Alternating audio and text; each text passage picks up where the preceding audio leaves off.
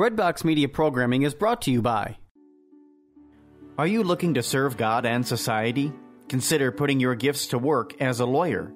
Ave Maria School of Law has been educating faith-filled lawyers for over 20 years. Ave Maria School of Law is committed to training lawyers to use law appropriately around the moral issues of our time. Visit avemarialaw.edu to learn more about integrating your faith with a law degree.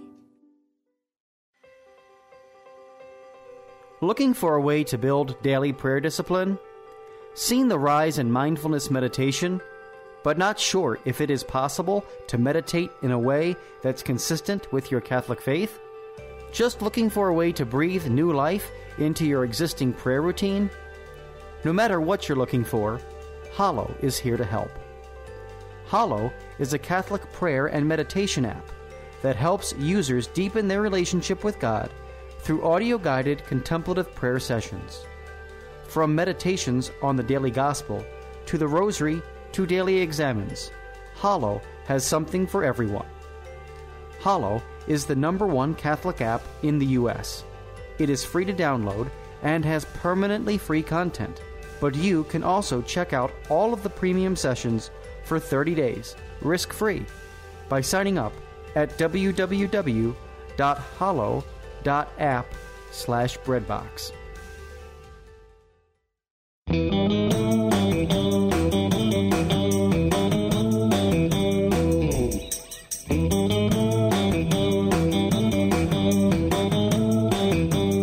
Well, hey everyone, and welcome back to another episode of Lisa, Hendey, and Friends. And very excited to have a conversation today with someone whose apostolate I've admired from afar. Joining us today is Mario Costabile, and Mario is the executive director of Array of Hope.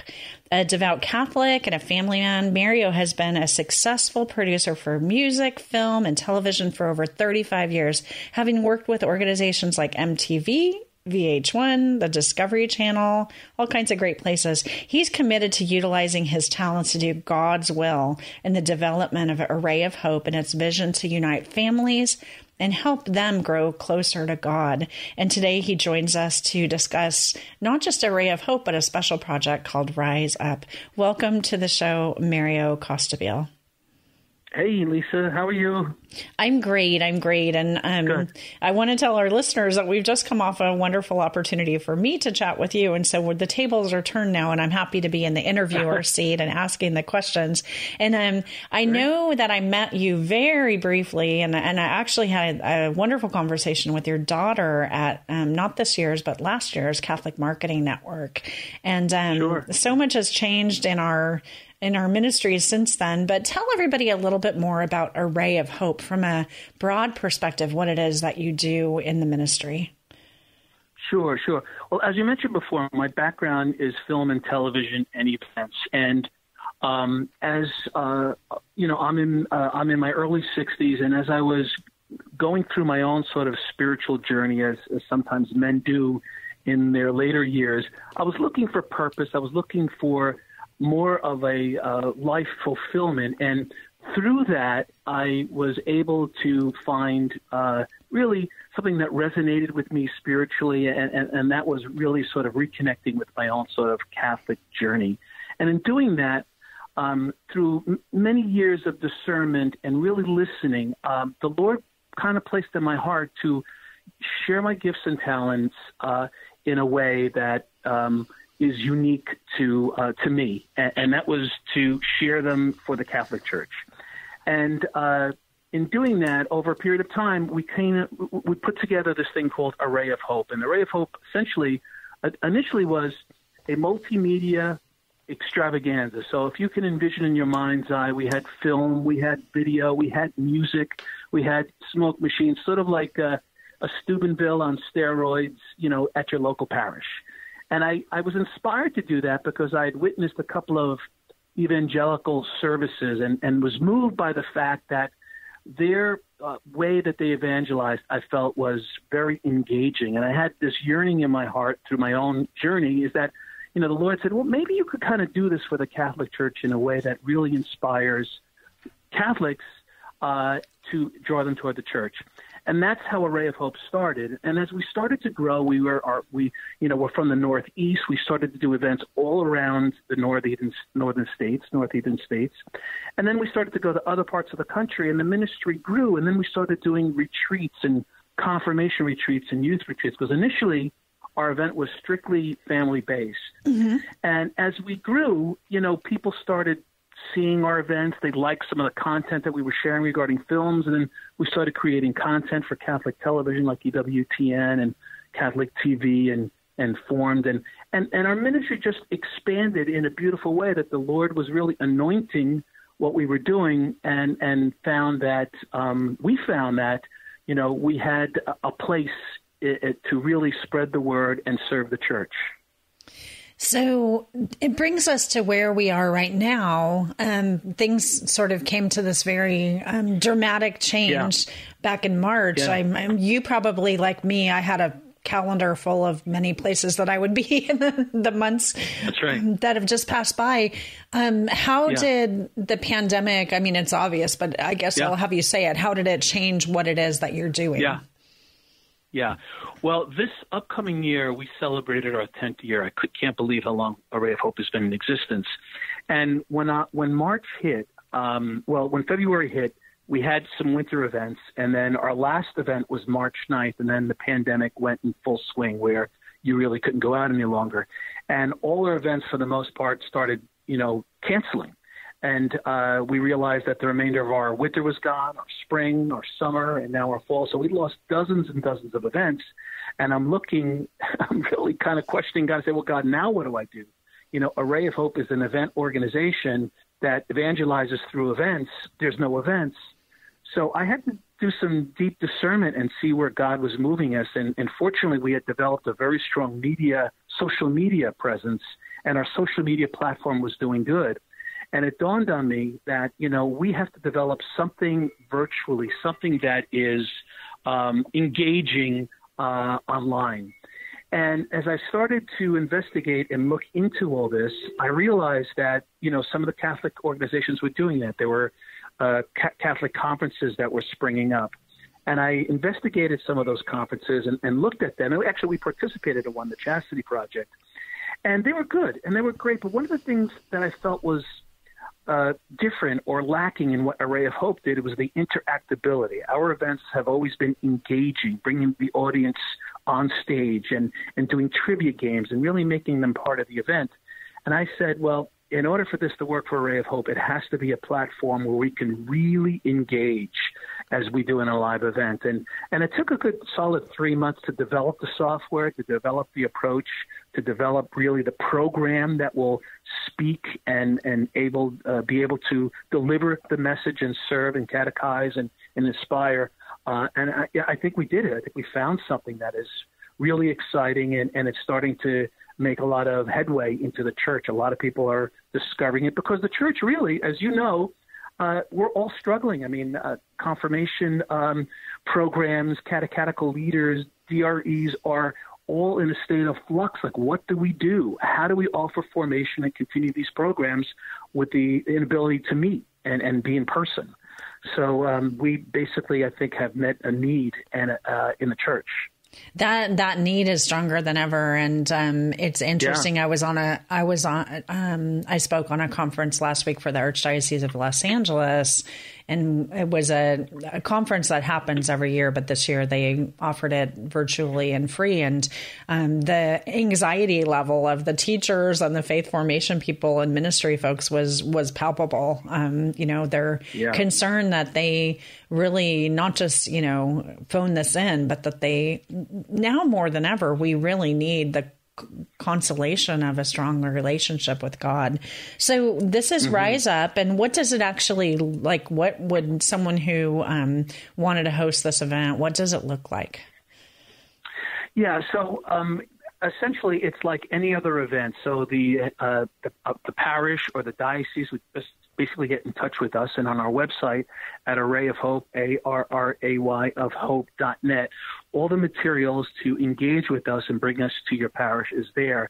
And the way it looks like is that We have a very distinctive URL that they can use that the participants can register to. And once they register, then the event is specific to a specific date at a specific time. And it's really like a retreat that they would go to at their church, but now it's online. But the exciting thing that's different is that often when we've done these retreats, and I'm talking specifically to confirmation retreats or youth retreats, often we get the kids really super excited, and then they go home, and there's a disconnect between their parents and them where, we say to them, hey, guys, wonderful. It's great that you guys had a great time, and we're really happy about this. And now you got to go to church, right? And they'll often say, well, we don't go to church as a family, which has always been disheartening for us. So this opportunity now with the virtual programs that they can invite their parents. Their parents don't have to go anywhere. All they have to do is sit in front of a TV or a monitor or a phone and experience it with them. And I think that's worth $1 million, because to be able to share the faith with their children is something that I think is powerful and is certainly needed within the church. You put your finger on something with this. Maybe somebody who's listening to a Catholic podcast would find it hard to understand that there could be anyone out there who, wouldn't prioritize, family mass on Sunday. But I find the same thing. I speak a lot in elementary schools, and that it's heartbreaking when a second grader will say to you, well, my mommy and daddy don't take me to church on Sunday, and breaks my heart, but it's a reality. And it is. So one thing that sets this aside is the interactive nature of it, because you're not just broadcasting at people, you're involving them. How does that play out? Yeah. Yes. As I was mentioning before, a lot of the retreats or a lot of the, events are essentially going into a portal where they kind of see a pre-recorded message. So there's no interaction. It's not really live per se.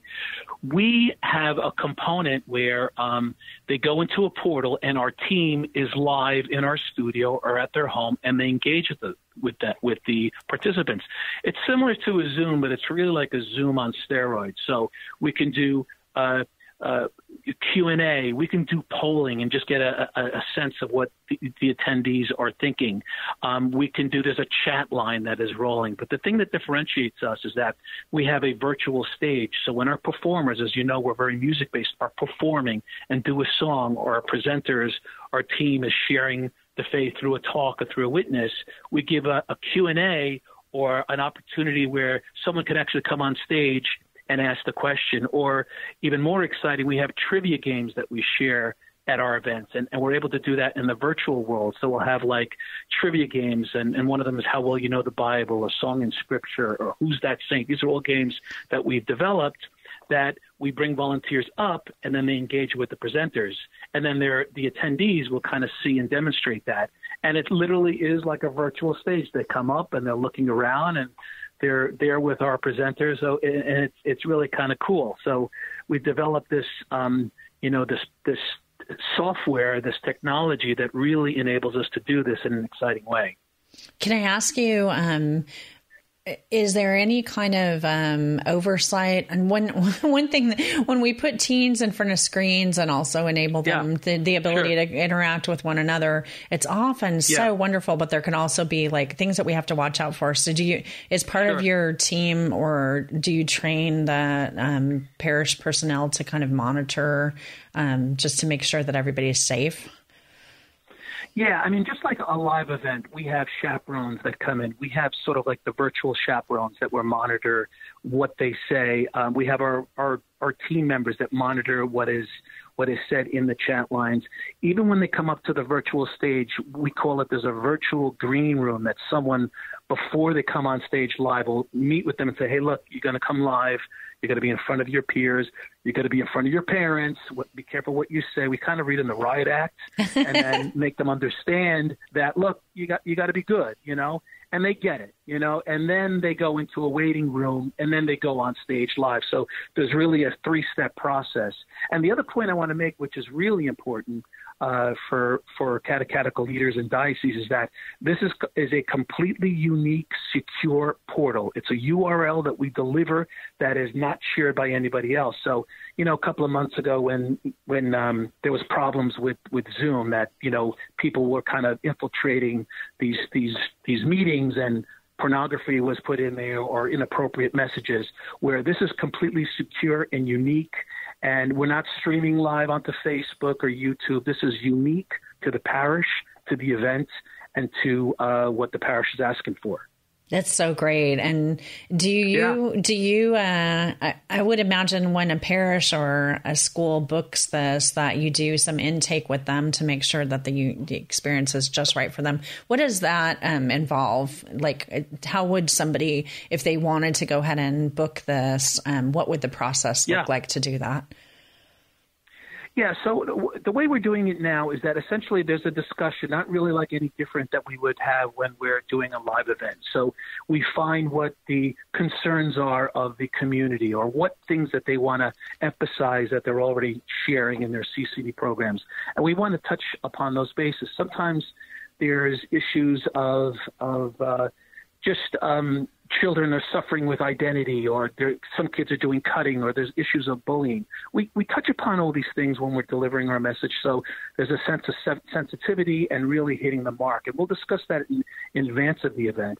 And then we share with them what the process is going to look like. We invite them to, if it's a confirmation retreat now, it's quite possible that let's get a pre-recorded message from the bishop. Why don't we get them to be part of this? Like, it's very simple. And I think bishops and clergy are more apt to want to participate in this because it's easy for them. And I think they sense the difficulty it is now to offer these programs. And I think they're very willing to participate. So we do that, or if the parish priest wants to engage on the live component or pre-recorded. So we discuss all these things up front with the parish so they understand what's involved. And then we ask them, this is how you can participate. And if you want to speak to to the kids or to your community beforehand, we can do that too. We can even set up a pre-recorded message and put it out there as a reminder. Hey, don't forget, guys, your event is coming up in a few days. We want you to be part of this. Make sure you register. So there's a lot of things now that we can actually do electronically that maybe we weren't able to do for our live events. I'm not saying that this is better. It isn't. It can't replace the in-person way that we can evangelize. But I think we're trying to maximize everything that we can from the software and really bring as much hope and as much inspiration and as much service as we can to the community. Have you test driven it with any parishes, or have you had any of the events so far? Well, we've test driven it quite a bit within our development stages. We're still developing it. We're launching in September. Our first event is on September, I think it's 13th. And we have quite a few events that have booked us already. What's really exciting, maybe I shouldn't have said that. I don't know when you're going to air this, but what's really exciting is that it's come the fall, we're going to have lots of events booked. And what's exciting is that we're not limited to our region.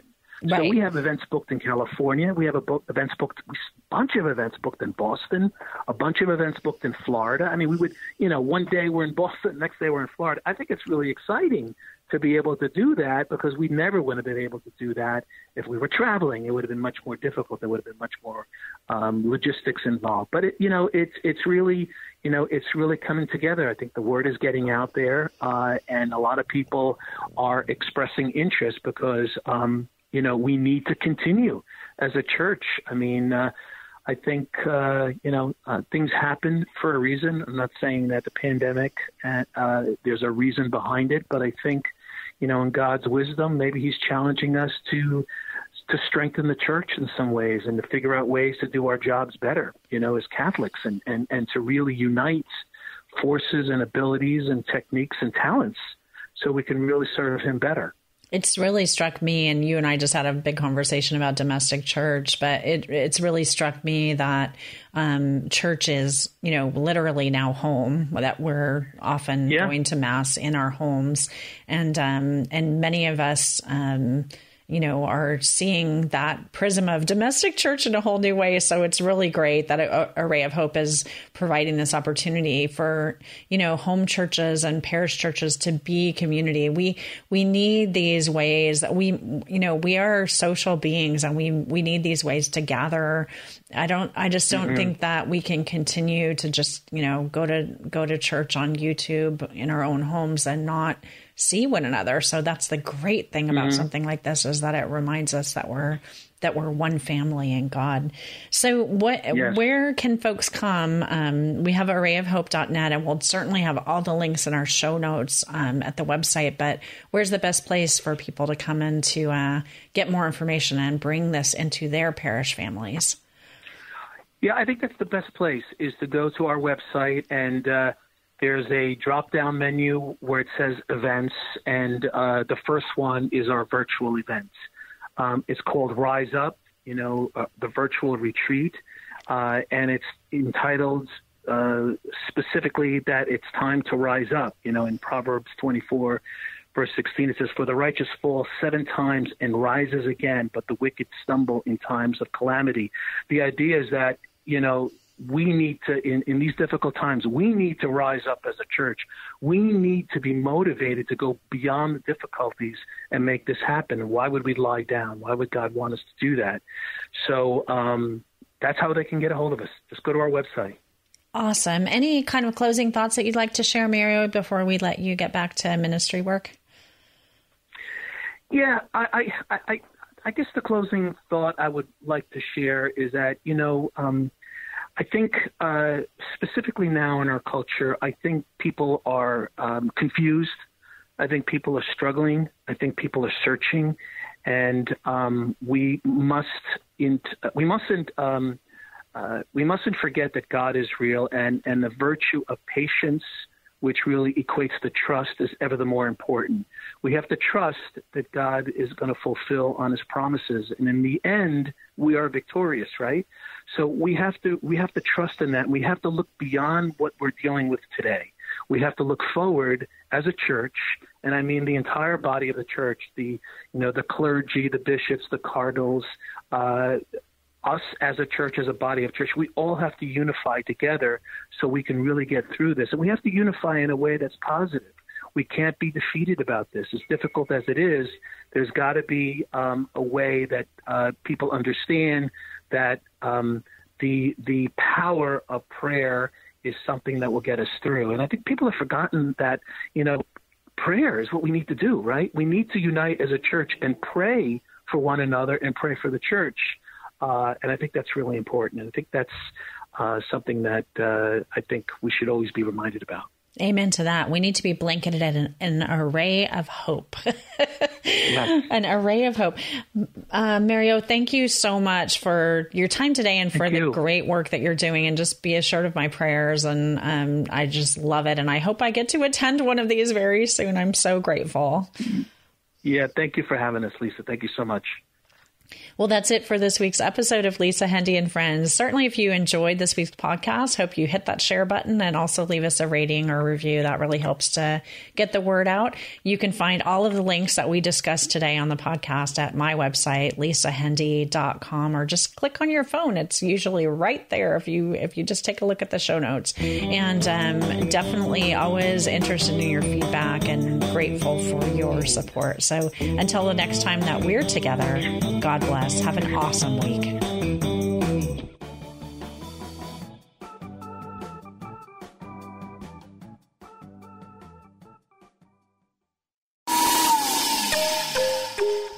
Finding someone on an online Catholic dating site shouldn't be like shopping for a blender. So why do most dating sites leave you feeling like you're shopping for a spouse? At Catholic Singles, we connect members through our unique user polls and activities, which help you discover other members and their personalities and interests. Because you're a person, not a profile picture. So stop shopping and start discerning. Trust your love story to the original Catholic dating site and use the promo code BREADBOX at checkout for 20% off at CatholicSingles.com.